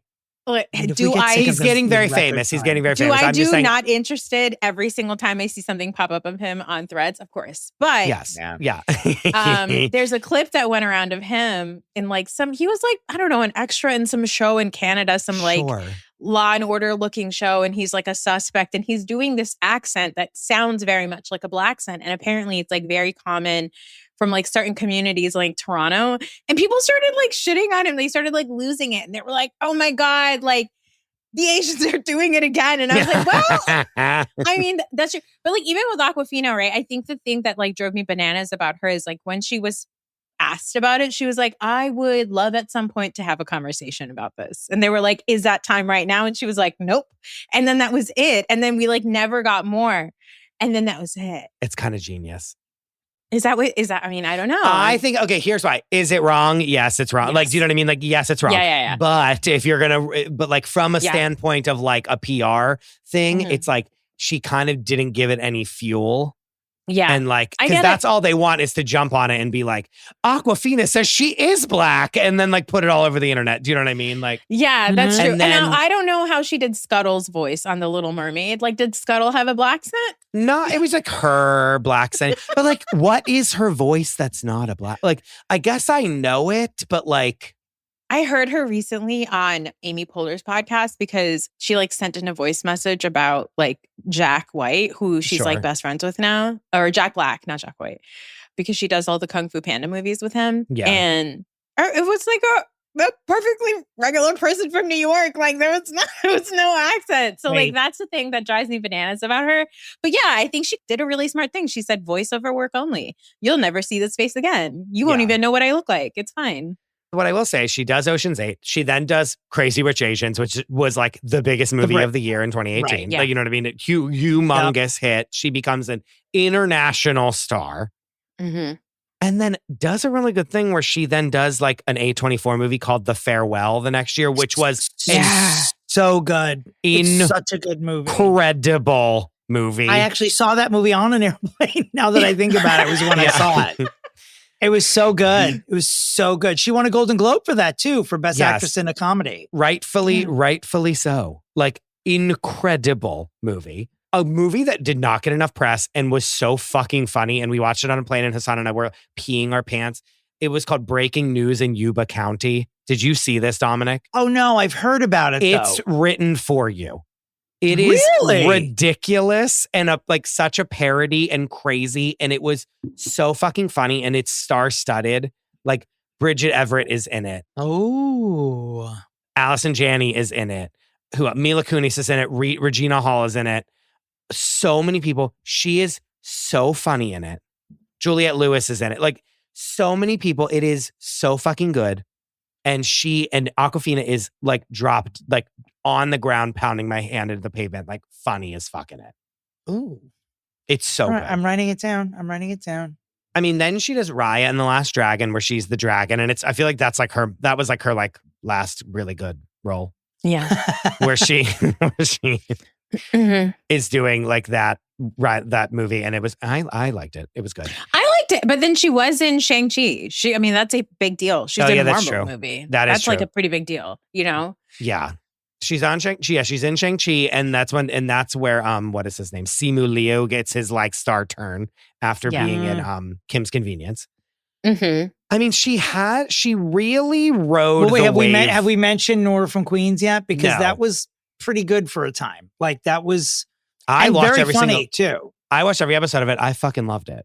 I thought it was so funny. I thought that when Bowen Yang comes on as her cousin who does like venture capitalist like thing, I still to this day when I think of like people being like a creator of like a new thing, I think of that whole thing where he's like, you don't actually have to like turn a profit or actually like have a product. You need to just have an idea and they just pay for your life while you try to make that idea work. And that's literally what happens still today all the time. Yeah. It was genius. I never watched it. Was that on like a Comedy streaming Central. service? Comedy Central. Yeah. So it's probably on Paramount now. If you're yeah. BD Wong was in it. It was really good. It was very funny. And I loved BD Wong was her father. Her grandma. Wait, how about when they went to Atlantic City and the grandmas fight over the charger at the food court? The best shit of my life. It didn't come back. Why wouldn't it have come back? Was it because of COVID? Seasons. It had like 3 seasons, and I think then they were like, we're done. It was very funny. And then she said, I got to go do Kung Fu Panda. And then she's like, let me get this real check by doing Kung Fu Panda 4. I got to go do Little Mermaid and Kung Fu Panda. Bye. Yeah. She kind of was, and not to do this, but she really was that like go-to Asian woman celebrity that's funny, that like can be like that for a time it would have been like. For a split second. Yeah, it was her. It was only her. Right. Versus like before it would have been like, I'm trying to think of like who would have it been before. Like no, like legit, like we had Mindy Kaling and Awkwafina. Yeah. And they were both in Ocean's 8. Oh my God, that's so funny. Where is Mindy Kaling? Disappearing in front of us on red carpets everywhere. No, like truly. But remember, like we were like, she like took so much backlash for being on Ozempic because she was the first one to show up on the red carpet having dropped half her body weight. And everyone was like, this is not natural, blah, blah, blah. Fast forward, literally everyone on every single person. we owe Mindy Kaling an apology, actually. Yeah, the world owes her an apology. I agree. I don't know that I'm a bigger fan of hers than I was before, but she didn't deserve all the guff she got for Ozempic, for sure. No, not at all. Nobody should get any guff for GLP-1. No, but what she should get guff for is pretending to be Meghan Markle's best friend and going into a neighbor's kitchen and making like lavender soap with her. I was gonna say she should get guff for pretending like she doesn't have children with BJ whatever Novak. Yeah. Like, come out with it. We know those are his kids. Knock it off. Is that true? Because I don't know. Is he the father of her children? No one knows, but they like know. Like it's blatantly obvious. They're like, that's their godfather. But like, people are every few months, somebody's like, I was at Disneyland and Mindy Kaling was there with her kids and BJ Novak and the kids were calling him daddy. It's like the same story every time. Well, here's my question: why wouldn't they tell people? Like, what's the big deal? I don't know. Who knows? Maybe she just like was like, give me your sperm. And then he was like, does he have a wife? Yeah. I mean, I don't know. He seems to have a girlfriend. He was dating somebody like an influencer for a little while. So I don't know. Oh, then never mind. Yeah. Well, you know what they probably don't want is like every single article being like how Mindy Kaling and BJ Novak like work through co-parenting. And she's probably like, give me a fucking break. Yeah. You know what I mean? And that's true. Because they would write like 17 of those in one day. Yeah, exactly. But Awkwafina, she was like that funny female comedian person to have in a movie to be like one, in my opinion, a diversity box check. You know what I mean? For one. And two, like, oh, we have this like crazy person that's going to be like Jack Black was that person for a long time to be like in a movie and it'd be great. Like and Jack Black is in it and it's crazy. Like, I'm trying to think of like other comedian people that are like that. Like almost well, can you imagine the two of them? They were in Jumanji: The Last Level together, both Jack Black and Awkwafina. And I remember people walking out of the theater because it was too madcap. I made that up. I don't know anyone who saw that movie, and certainly I wasn't one of them either. I have seen the Jumanji movies with my children. They're pretty good. But again, are they? Again, for what it is. For what it is. Like, I'm at home. I haven't paid any money for this. I'm not wearing a bra. Like, it's fine. It's honestly a decent plain movie. They're sure. Like, okay. So in 20 years, will your children be hosting a podcast like we were just talking earlier about why do we need Hocus Pocus 3? Will they be saying, why do we need Jumanji, The Final Frontier 7 in 75? Yeah. I don't know. You know, I'll be honest with you. I don't know what the kids these days are going to be watching in 10 years. Like I don't get it. I don't understand them. I don't understand anything about what my children like or dislike. I don't get what's funny to them. Like they are complete aliens to me. And I'm like, are you safe and are you loved? Are you fed? Are you getting good grades? That's literally all I care about. And like they're interested as long as they're like interested in safe, like age appropriate things. I don't care, but like, I don't understand these kids. I don't understand what makes them laugh. I feel like it's all going to be vertical movies, like vertical dramas that they're going to watch on their phones. That's terrible. It's awful.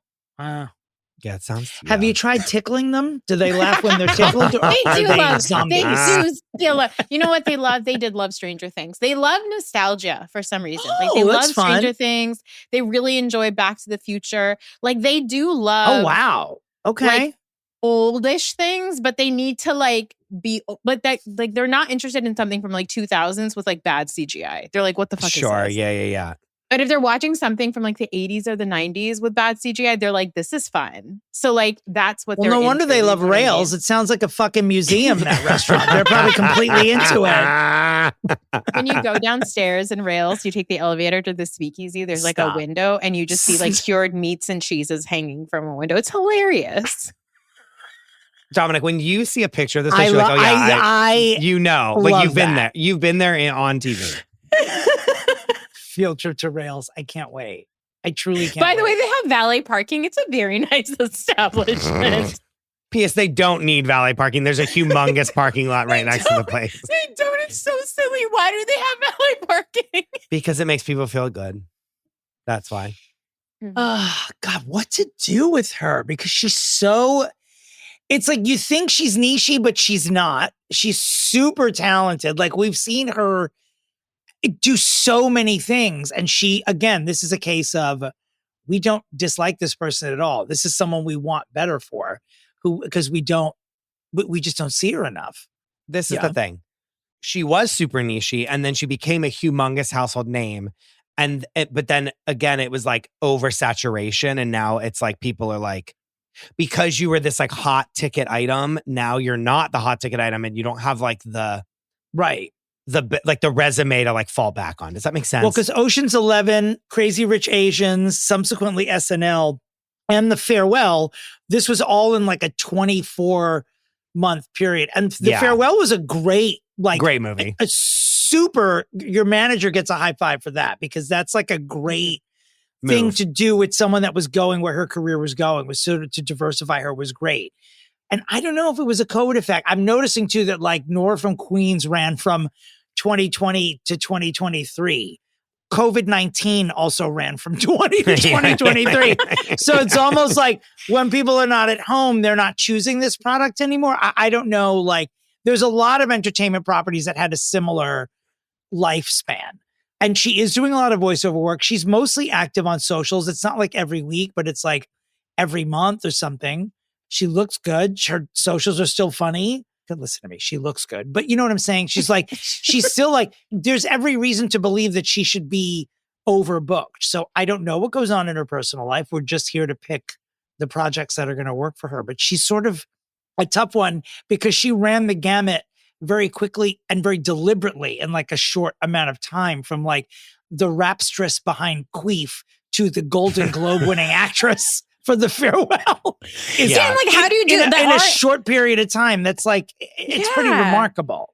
like the trajectory is so fast that you're like, this is going to go amazing. Like you are going to be doing movies with Meryl Streep next, or you're going to be doing voiceover work for like every Disney movie that comes out, you know? Here's the problem. She's Awkwafina in everything that she does. I know. That's the other than the farewell, which like isn't as much that, like everything else. Like even when she's Scuttle, she's Awkwafina is Scuttle in The Little Mermaid. Do you know what I mean? It's like, like what weird bird will do a dance? Oh, it'll be Awkwafina. Like that's, you know what I mean? And like she was good in it. And I loved the live action Little Mermaid. I thought it was great. But the problem is that once we got sick, once the novelty of her as a human being wore off, then it was like, well, what do we do now? And it's like, well, you can just be in Kung Fu Panda 17, 18, and 19. And literally, like legit. That's what and again, catch the fattest check ever for that. By the way, those are big. Like you know what I mean? Like she's fine in that sense, but like, what else is there to do? And she did successfully sidestep the like black scent stuff. She really did. And there is a part of me that wants to defend her, and I have no like footing to do so because I am a white person that did not grow up in New York City. But like, there is a part of me that's like, did she not grow up in Queens? And like, I'm sure every single kid talked like that, and that's their thing. But again, it's still not good. It's still not, even if that's completely true, it's just like still bad, and it doesn't really matter. I lived in Queens for 5 years. I had one of my kids there, and my husband's, all his family, like they literally came from Pakistan, got to JFK airport, got off the plane, and then went to Jackson Heights. Like that is where they settled in the 70s. So like I've spent a lot of time in Queens there. I have a lot like family there and everything. And yes, it does happen where like in the 90s, that's what they were doing. In the 90s, that's what they were doing in Jersey too, where I grew up. But like some point, at some point you like grow out of it, because at some point you go, I don't think this is right anymore. And I think the problem with her was like, she didn't do that. She didn't. That was like part of her shtick. Yeah. She was like, my shtick is actually leaning into this. But then she said, no, what if I just do Awkwafina Scuttle? Yeah. Yeah. Well, Christopher, are we pulling up to the arena? I think so. The fixing arena? The Wax Cabin Candle Company. Fixing arena. The Wax Cabin Candle Company's Fixing Famous People Arena. It's better than like Crypto Coin Arena. No, we literally, we were like joking. We were like, that's like the candle company that we collaborate with to make our candles. Love it. And so we were like, oh no, that's like that. It legitimately would be that because that's like our biggest sponsor. P.S. She did like an AI version of what that would look like, and she sent it to me, and I never posted it. I need to post that. Oh, you have to. JLG, if you're listening, send that back to me again because I need to post it. Okay, we're here. The limo's pulled up. The door is opening. First out, Christopher DeRosa. Nora, Lucy Liu, Shirley, Lum. Alexis Bellino. God, I don't know if I'm going to win, and I don't know if anyone's going to like this, but I, for real, think that what she should do next is write a memoir where she talks about growing up, talks about being from Queens, and like talk about the racism that you, I'm sure, experienced in Hollywood, and like all the no's, all the doors being slammed in your face before you got to do Ocean's 8 and like got to do all these other things. Like, I want to see the struggle before she becomes this international superstar, because I bet you there's a really good story there. And I think there is where she then addresses her black scent like situation. And that in that forum, I feel is a good way to address it, because it's written on the page, and that's what it is. And it gets you to sell a lot of books. And it's it's like the little like hot ticket thing that's like, Awkwafina finally breaks her silence, Dominic, about her black scent in new memoir called Noor from Queens. You know what I mean?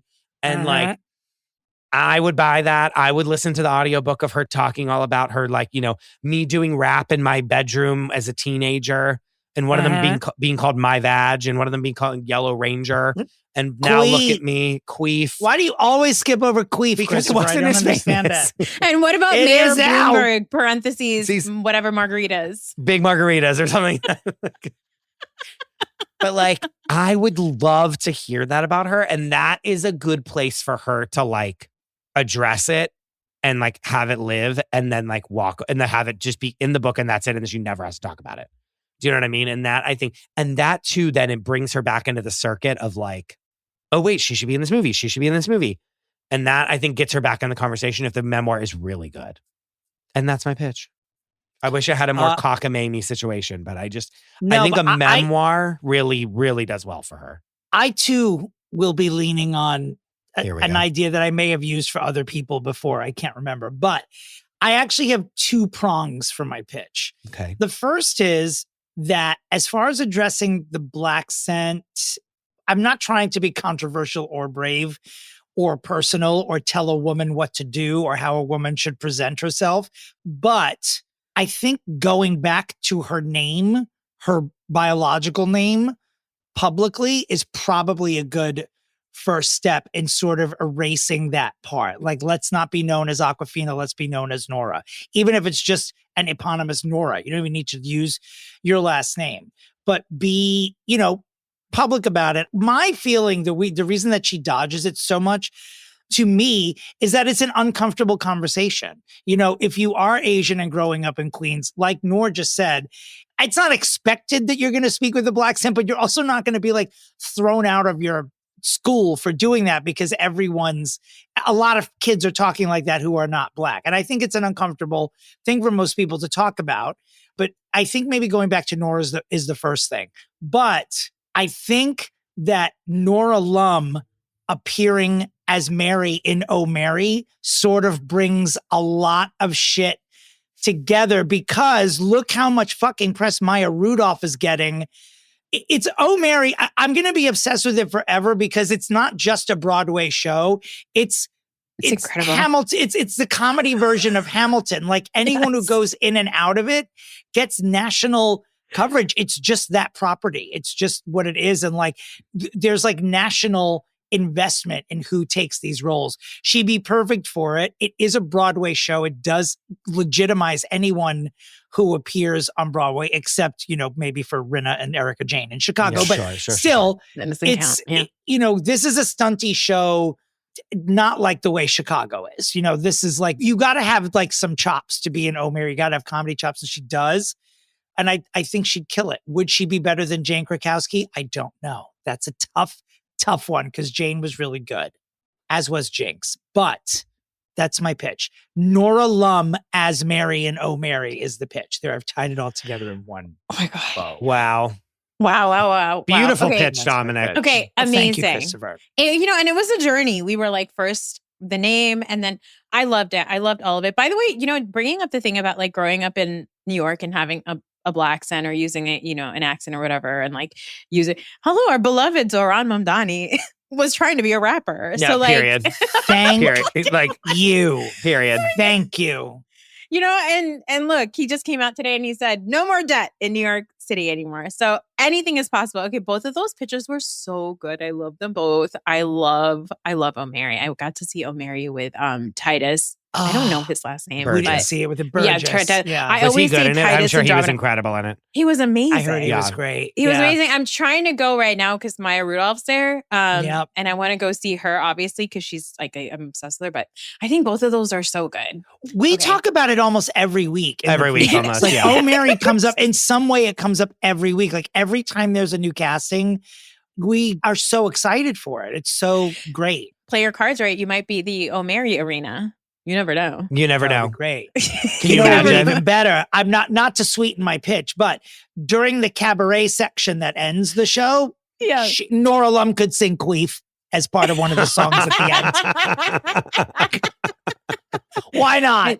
I think that's a really good pitch. Okay, I love both of those. Okay. I've never heard the song before. The moment we're done recording, we're playing it. We're playing it in Provincetown. We're playing her whole album in Provincetown. You should come in and out of your show to Queef. Okay, I love both of those so much. I love both of those pitches so much. Those are so good. Is it now my turn to pick one? Yes, it is. You do, okay. Yeah. Okay.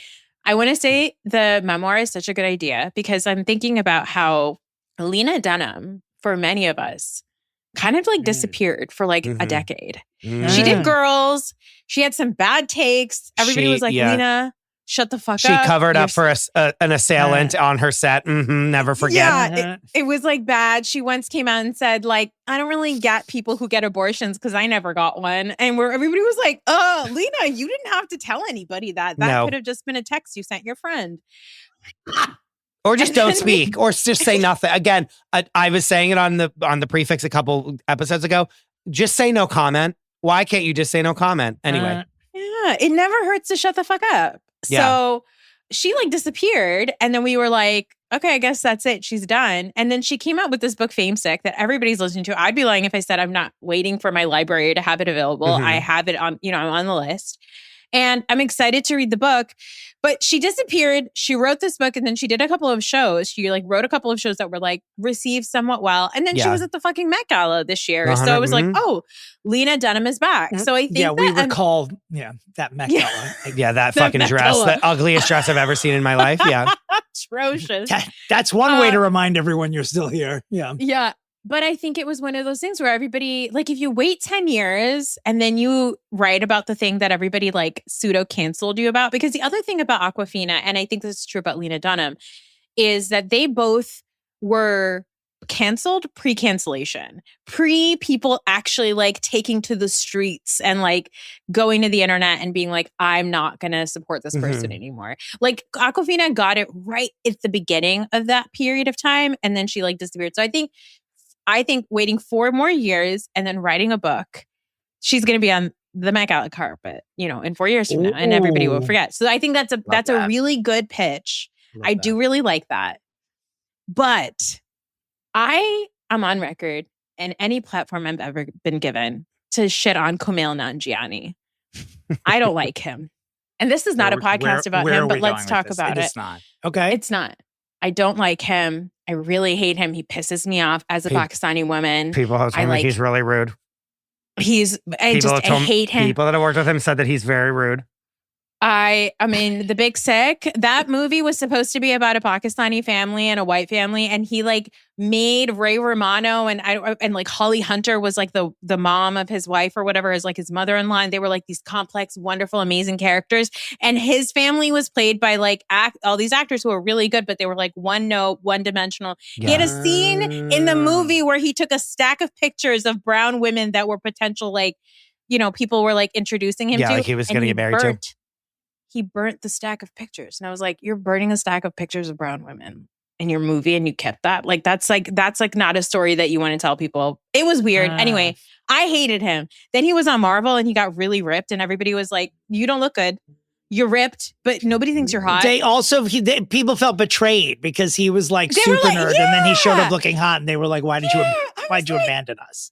Like, I'm married to a brown man who works out every day, and I would say that he's pretty fucking hot. But like, that's not our natural, like, physical disposition. We don't look like that. No, our genetics don't do that. Okay, so it was like you felt like a traitor. Anyway, I didn't like Kumail Nanjiani, but then you know what? He was on fucking O'Mary, and I heard he was amazing on O'Mary, and everybody forgot. Oh my God. And then he had like a comedy special. And then I watched it and I was like, fuck. He's pretty funny. Liked him. Oh, wow.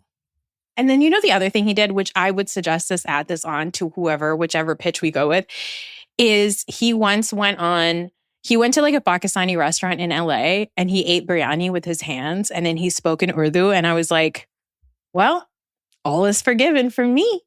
Yeah. And so I feel like if Nora from Queens, Nora, Lucy, Alexis, Lou, Lum, was to take that Bolino, Bladell, was to do anything like that, I feel like that could help. But O'Mary is a really good one because who doesn't love anybody who goes on O'Mary? Like, no, when he said it, I was like, that's the winner. Guys, this is really hard. Oh, I thought you were giving it to Dominic. I thought you were giving Dominic the win.